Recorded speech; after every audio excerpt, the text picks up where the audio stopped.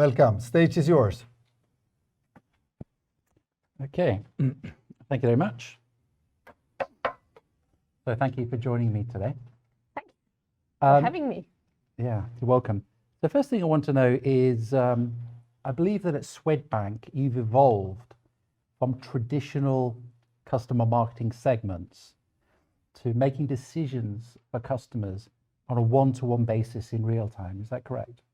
Yeah, I mean, a couple of years ago, or some years ago, we actually, our marketing was fully manual, and we did target selection and we sent out postal campaigns. So that was how we did it.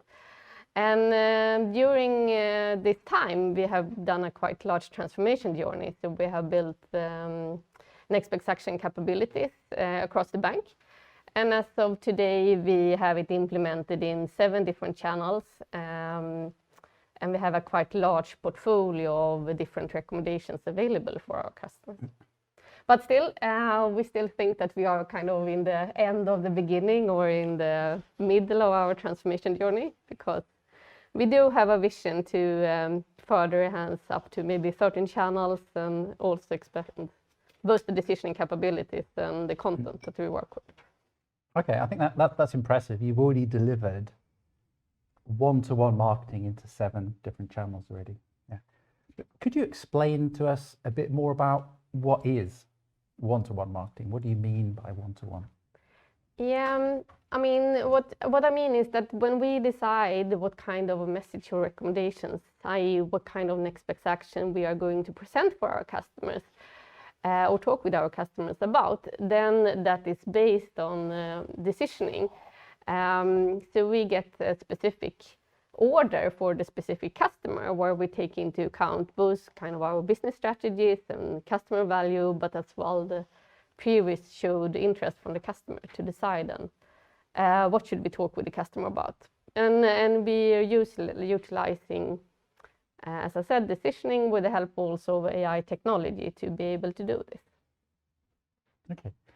So what are the advantages, of calculating a next best action for every single customer in real time over the traditional, customer segment approach? Yeah, I would say that the advantages, I mean, as all of us know, the attention span with our customer is quite short. And we are competing with a lot of different other messages and so on. And we need to be as relevant as possible in that short attention span that we have. With that is what we try to do by decisioning on one-to-one customer basis. And if you compare that with a customer segmentation, then you need to say that, okay, we think that most of the customers in this segment, they have this need, and you make assumptions of that need. A little bit like Mats talked about a minute ago about Japanese and golfing and sweets. And with a customer base as ours, I mean, we have 4 million customers. To have a segmentation that is manageable to handle, the segments will be quite large. And then, of course, there are quite, the assumptions also get quite far away from the truth in many cases. So even if segmentation is good and we are utilizing it for example, content creation and so on, to be sure that the message that we present to the customers or talk with the customer about is really relevant for the customers, then we want to have this decisioning on the customer level and not on the segment level. Okay. And which channels are most important, 2021 in retail banking for customer marketing? I mean, our customers are in the app the most. It's not even comparable, the number of meetings we have with our customers in the app if you compare with other channels. So, and then also to build the app experience, the mobile app experience for our customers. So that is the most important channel. But I would say that with that said, I think that the omni-channel approach that we try to build, that is the cornerstone of what we do, because if you, for example, look at the conversion rates, that is still much higher in the assisted channels. And the assisted channels for us, that's like the branches and the contact center, because when you have the customer in front of you or in the phone and you're able to explain and talk with them, then it's easier to explain the recommendations that we provide.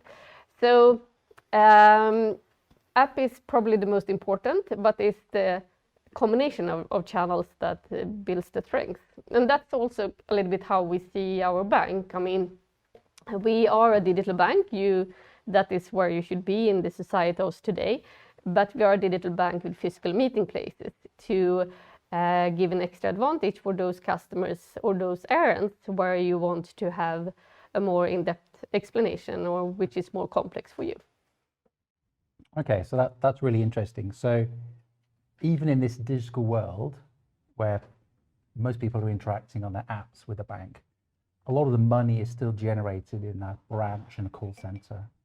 And having next best action into those channels is also important. Yeah. Could you tell us a little bit about Swedbank? Because it's quite a complex organization, isn't it? You've got subsidiaries and you're international, is that correct? Yeah, so we operate in 4 different home markets. So it's Sweden and it's the 3 different Baltic countries. And then we have a collaboration with 58 independent saving banks in Sweden. So they are not subsidiaries, but they are independent banks. Okay, so that is complex then. I mean, does that create any challenges? I mean, the traditional bank, and you have to roll out marketing technology to so many different teams. Does that create any IT problems? Yes, yes, of course it does. It's quite a leading questions actually. But I mean, already in the first installation, of course, there is a complexity when you have that amount of legacy systems and different applications, and so as we do in a more than 200-year-old bank. I think that we have done some mistakes on the way, and we also learned a lot regarding how to do this, both when it comes to how you integrate, but also in relations to how you actually build the solution. Because, I mean, real-time decisioning in this way that we have, it has a lot of flexibility, but it also means that you really need to know what you aim for, what your business and customer strategy is. In order to build it in the right way. So that was more kind of from a general perspective, but maybe you were more into like the saving banks, the complexity. Yeah, I mean, you've rolled out to the savings banks and to Swedbank Sweden and to the Baltics, is that correct? Yeah, and I would say that maybe the most complex was to find the right solution for how we do this in the collaboration with the saving banks, because they are fully independent banks, but we do have an IT agreement regarding how we develop our solutions. And the saving banks, they are very different sizes. So they range from maybe like 10 employees as the smallest one up to maybe 500 employees. And then we have Swedbank with several thousands. And we needed, and that of course kind of influenced us, how many people do you have that are able to work with marketing automation and the resource and skill level for that. So we needed to find a solution that could handle that different level and complexity that different banks have. So in the end, and it was a lot of thinking process to get this in place, but in the end we built like a portal for them, where they can choose a little bit the level of how much they want to work with this and how advanced. And then we also put up a shared service center in Swedbank. Well, I can't believe that deploying marketing technology to 58 SPAR banks. I'm glad that wasn't me, actually. That sounds pretty tough. But what about internationally rolling out? Because you've got Sweden and you've got the Baltic countries as well. That's already another 4 banks that are quite large. Yeah, I would say that we had a little bit advantage of that, because when we started at very different maturity levels. So in Sweden we were, as I said, manually and very immature, to be honest. And in the Baltics we had really operated with a automated marketing solution for maybe 10 years and were quite advanced in that area. So when we rolled out the next best action way of working in Sweden, then we utilized a lot of knowledge from our Baltic countries even if it's different way of working. I mean, with a traditional marketing automation solution versus an Next Best Action, we could still learn a lot. But then when we went back over the sea and rolled out the Next Best Action solution in the Baltic countries, then we could reuse a lot of the functionality and capabilities built in Sweden. And we actually could roll it out in less than half time in Baltic compared to in Sweden, just because of that reusability. And that is also something that we continue to use now when we further develop our solutions. So sometimes we kind of build some new features in the Baltics and then we roll it out in the Sweden, and sometimes the other way around. Okay. And you said that you've deployed Next Best Actions to 7 channels already in the bank, and you're going to go to 13 channels. What are those 7 channels that you've already delivered? So it's the branches and the contact center, as I talked about, and the mobile app. And then it's the internet bank. It's the secure messaging, both in the internet bank and in the app channel, and SMS and postal letters. And then in the Baltics now, we are also starting with the push channel. Okay. So I think technology is one part of it. Mm-hmm. But in a big bank, you know, when you're moving from traditional customer marketing segments and you're moving to one-to-one marketing, so Next Best Actions, which are a combination of what's best for the customer and what's best for the business, sometimes internally there's some challenges, right? The product teams will want certain things and are competing. How did you manage that sort of change? I mean, we are still quite a lot of a product organization. A lot of what we do is measured on a product level.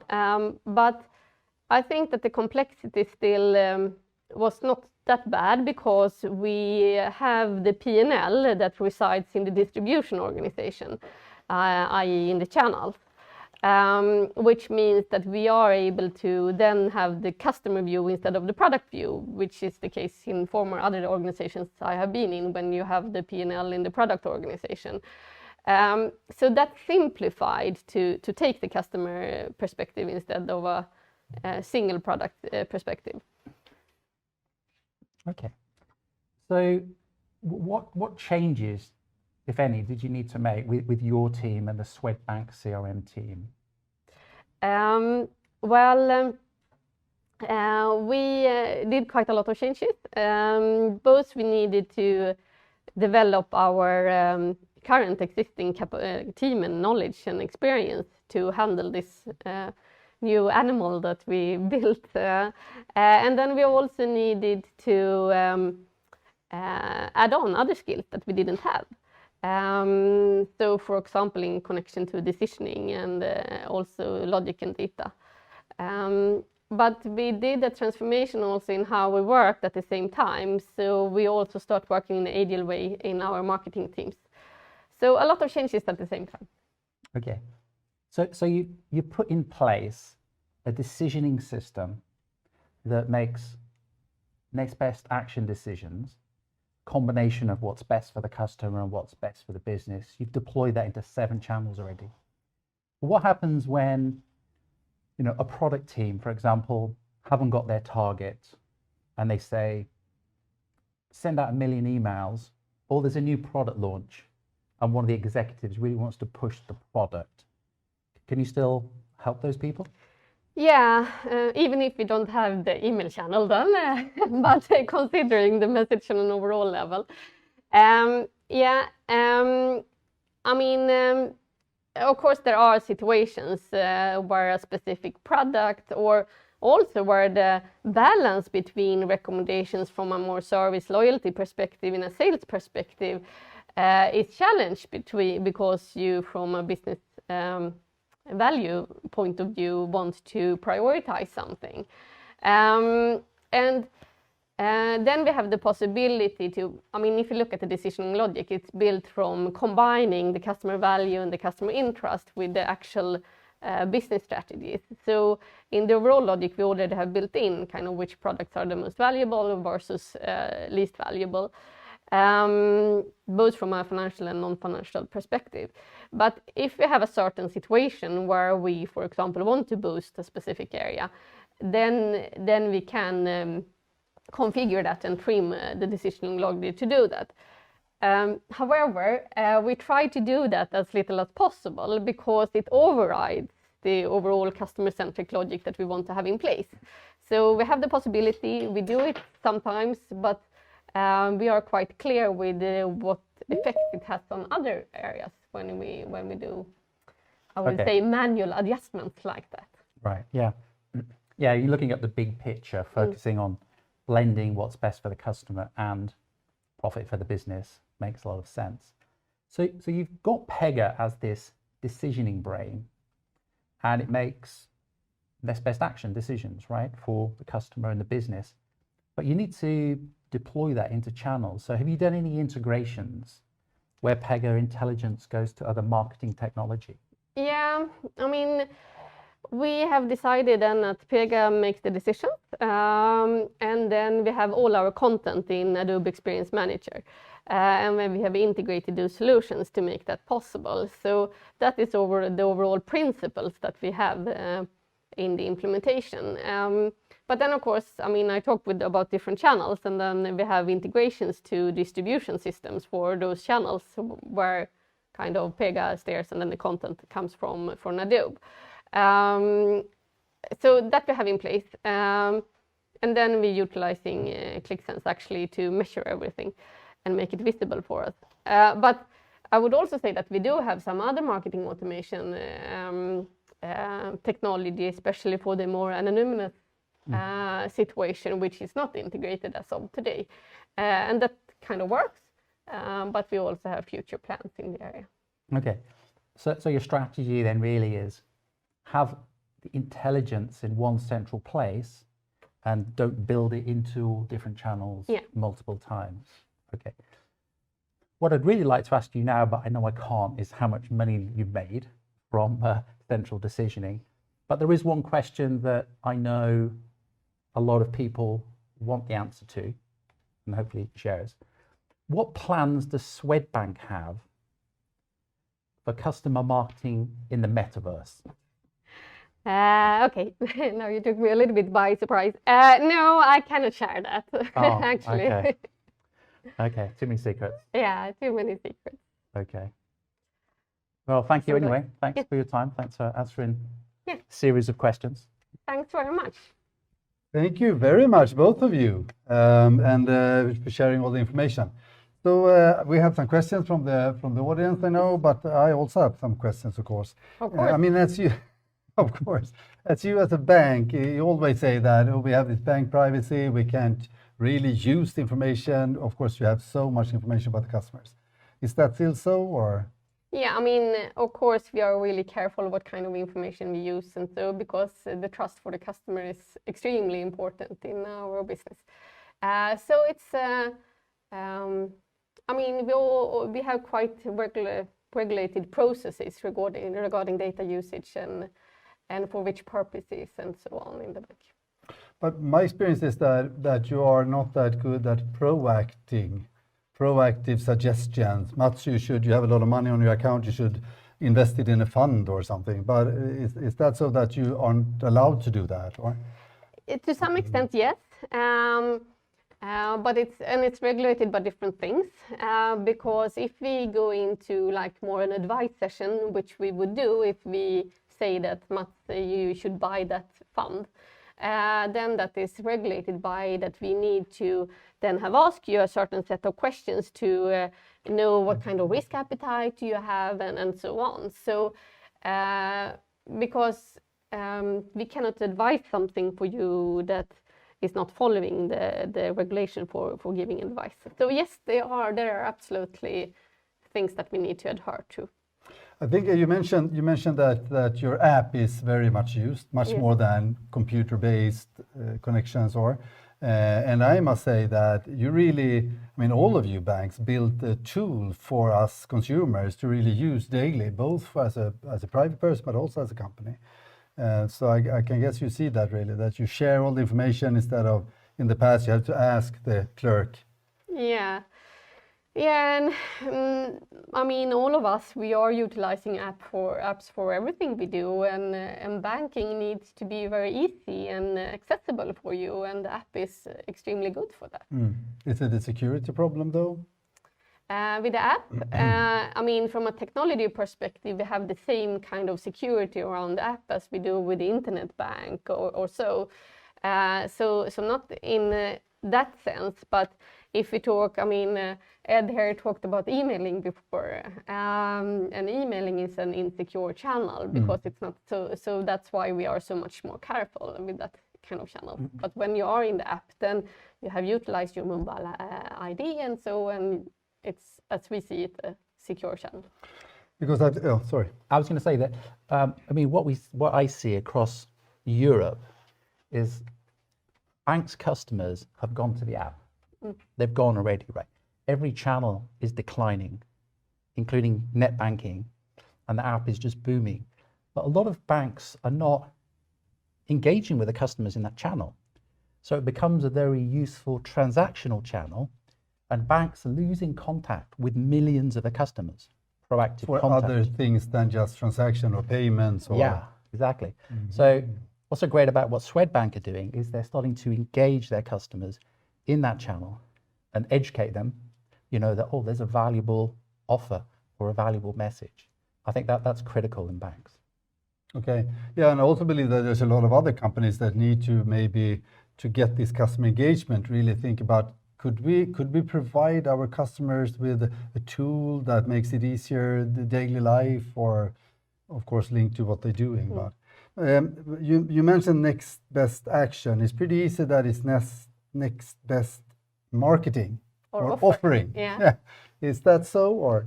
Yeah, I mean, that was what we talked a little bit about, that you need to have that balance, because also from a customer trust perspective. So we try to have different measurement in place to ensure, okay, the amount of service messaging, loyalty messaging versus sale messaging, and how do we create the balance. But it's also in the decisioning logic that we take into account the customer interest, because if the service message is very much more of interest for them, then they get more airtime. So Yeah. Of course. But it's a balance. Yeah. Daniel, question from the audience? Yeah, I have a question here. What is your view on email marketing from within banks? Is that something you utilize? Very limited as of today. You can never talk about the future, but what we need to adhere to when we talk about email marketing as a bank is that, as I said, it's not a secure channel, and we have the bank secrecy that we need to take into account, which means that there is a lot of things that we cannot say in the email channel. And also, I mean, we also have a responsibility in the society, because there is quite a lot of phishing from those kind of channels, and we need to be careful so our customers are not in the window for that. So, I mean, we are looking at how we can utilize the channel in a responsible way, but it is different for a bank compared to other companies. Any other questions? Yeah, one more, and I think you might already have touched on this prior, but being a bank, you only have so many products to push. How do you keep engagement and retain customers? Yeah, I mean, of course, some of our products is like maybe you do it like twice in your life, like a mortgage or so on. But if you look at other areas like payments or your daily banking and the control over your economy, that is areas that is of interest every day. I mean, to know, especially when it comes to like your expense control or the budgeting and so on. So that is areas that we can talk with our customers about on a very quite often. And also when it comes to the more long-term products, as we talk about the mortgage, for example, you live with your loan for maybe like 30 years and so on, and there is a lot of, you need to renew it and you need to work with it and so, and then we need to have recommendations and help our customers with that. So even if, I mean, you don't take up the product so often, there is a lot information and messaging and recommendation around the products that we are talking with our customers about. Okay, good. And Ed, I mean, you're running around in Europe and meeting a lot of different companies, and you represent a platform that will make this possible to do. But do you see any industries or specific companies that are better on this than others? Are the banks the good ones, or? Well, I mean, across Europe, I think the large telecommunications companies are actually the most advanced because they're creating bundles, complex bundles of products for people, right? They're analytics led. So usually telecommunications companies start with this. And then banks, because I mean, they've got so many customers.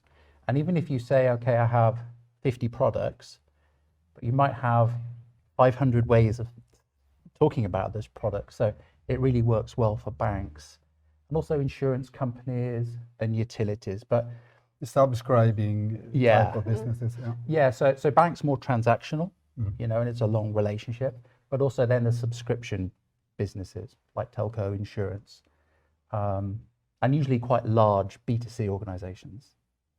Yeah. Okay, good. And Marianne, have you integrated all these channels? Is it an omni-channel setup?